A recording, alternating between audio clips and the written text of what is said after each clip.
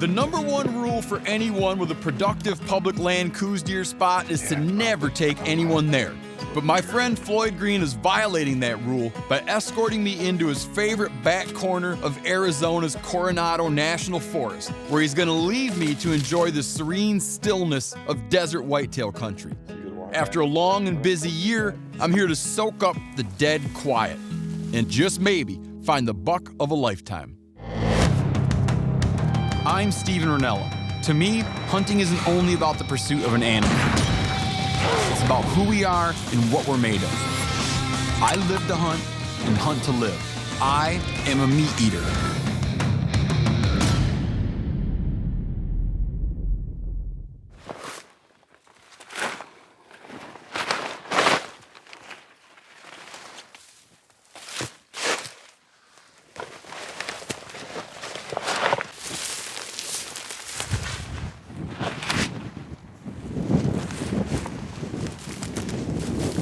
It's December right now, and all fall I've been looking forward to just sitting here by myself in the quiet of the desert, glassing for coos deer. This is one of the most beautiful, quiet, pleasant places to be. This year I've spent so much time getting hammered by weather or people's expectations and other people's hopes about hunts we were on. And I just wanted all along just to be like sitting here enjoying this place where it's just quiet and like nice, and you're looking for these mysterious little deer out on the landscape that are best found through glassing, best found through looking rather than walking. This kind of hunt, to hunt desert whitetails or coos deer, is like one of the unsung hunts that this country has to offer. People always want to go for mule deer, they want to go for elk, which is great. But getting tags to hunt coos deer is easy. You can get one every year, and there's a lot of ground, there's a lot of deer. It's just like, I just can't believe more people aren't into it. But right now I'm glad they're not, because I just want to sit and look for deer and think. And this is kind of the perfect place just to clear your head.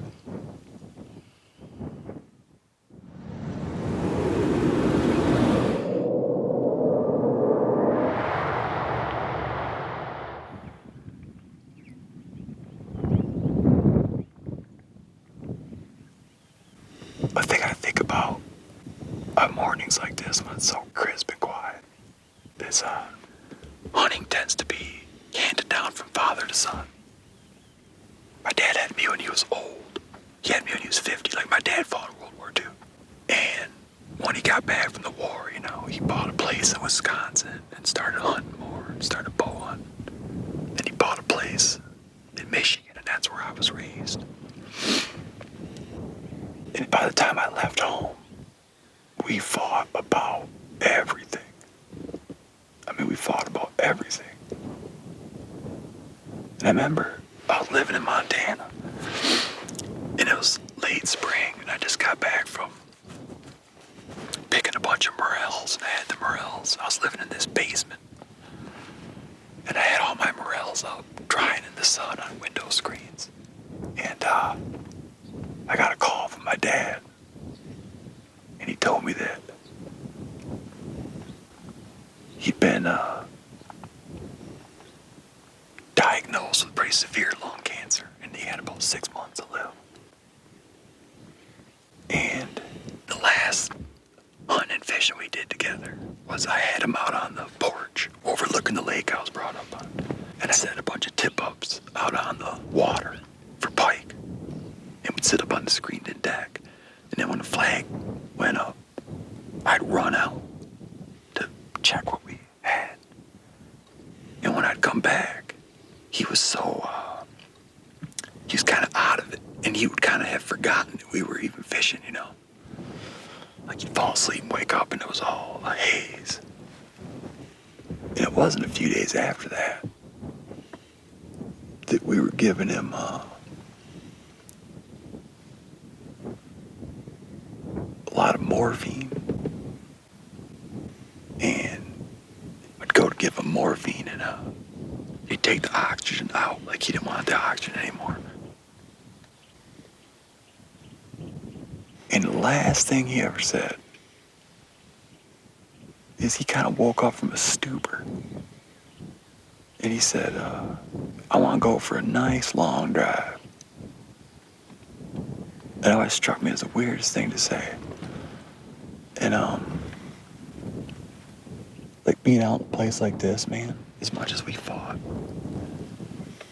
like being out in a place like this, I would kill to be able to, like have him up here just to see this kind of stuff. I think this would blow his mind.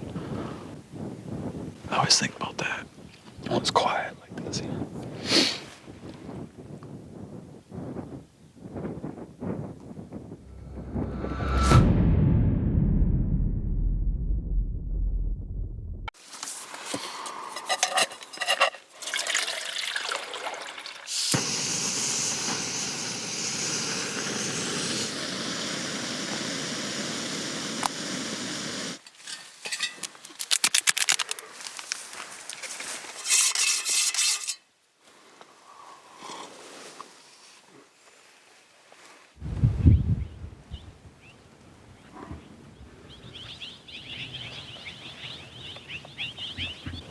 That sun is gonna do just what I was hoping it would do.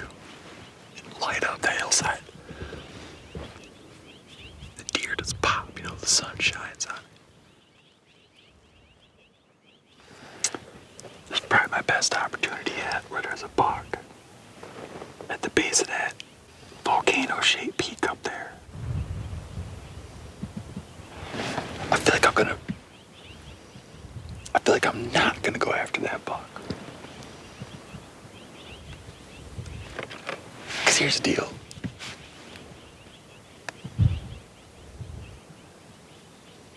I got a full day. I got like a day and a half left to hunt. I feel like I might invest a ton of time in that buck, and like, there's a lot that could go wrong trying to go up and get that buck. Oh man, I can't see.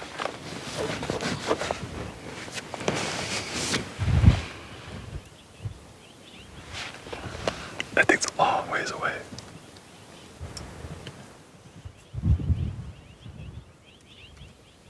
One thing I'm worried about is just bumping deer. They're gonna spook and carry that buck off with them. That's one thing. The other thing is, it's so far away, and stuff never looks like what you think it's gonna look like. And getting up there and knowing you're in the right spot, but then not being able to find the buck.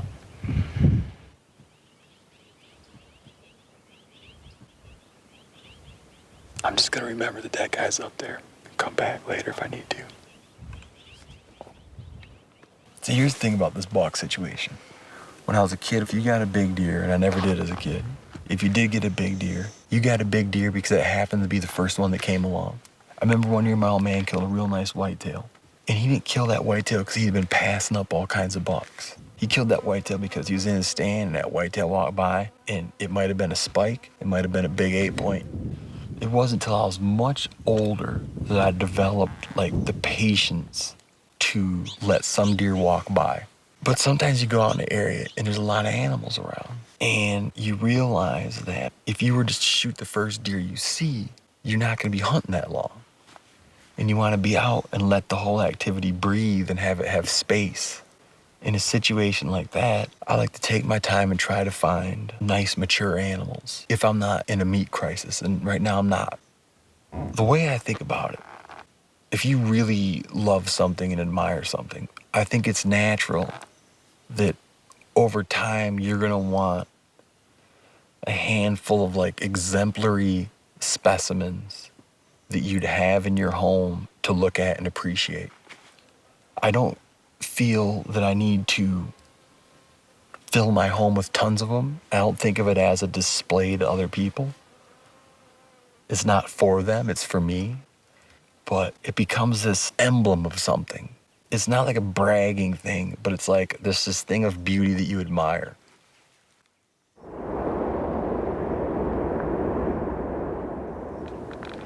There was an explorer who spent a lot of time with Eskimo hunters.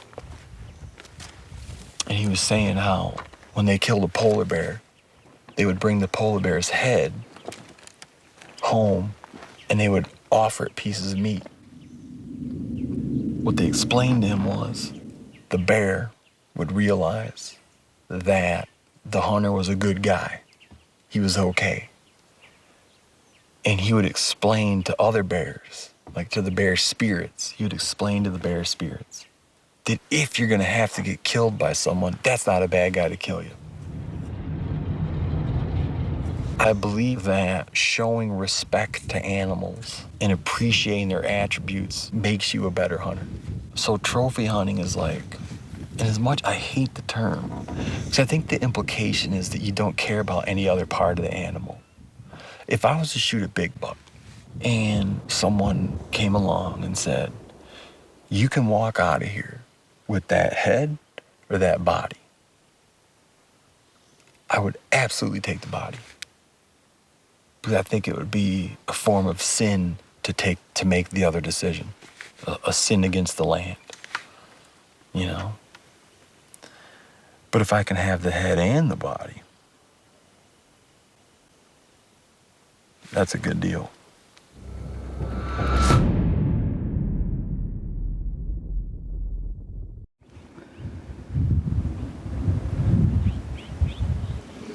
I've already been out here longer than I figured I'd be out here longer than I planned. I kind of wasted all my time playing big time trophy hunter. But today is the last day, simply because the season ends today. This is the last day of the season and that's it. When I first got here, I was kind of blown away by just the magnitude of the landscape, like how much glassable ground there was and like how much stuff there was to look at. But after all these days of just systematically scanning all these pockets and hills with my binoculars, the unknownness of this place has diminished to where I feel like I could walk away from here right now and draw a topographical map of this place from memory, like I've just been staring at it for so long. This is some trophy country. I don't mean that there's a bunch of trophies running around, but I mean just the place itself. Just to walk away from here, having been here and hung out and just spent this many days just like observing, is sort of in and of itself is like a prized possession, you know?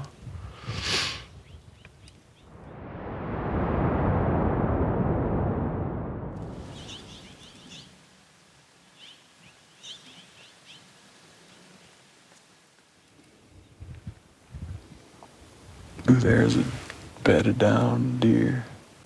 That's a buck. See, I'm telling you, man, that sunlight hits and deer just blow up.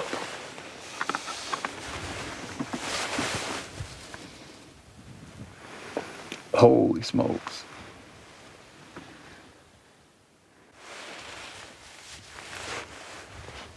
That's the biggest, that's a dandy buck. That's the biggest buck we've seen this trip. Just a bedded. God, that's a nice buck. All right. Well, that's what I'm gonna do today. I need to get up into that rock, and I think I'll be in shooting range of that buck.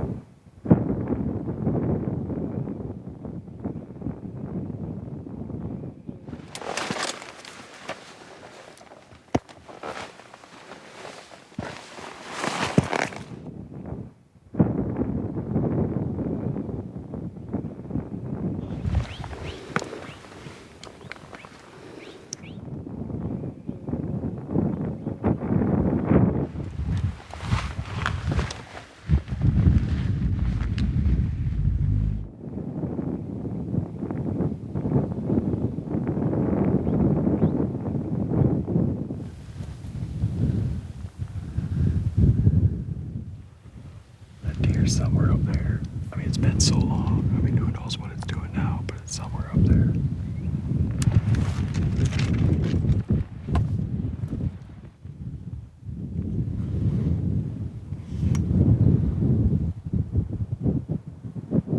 I don't know what happened, but that buck is just gone. I mean, the wind's kind of bad, but we're still pretty far away, but he's just not bedded where he was bedded. A lot of time goes by and who knows what happens.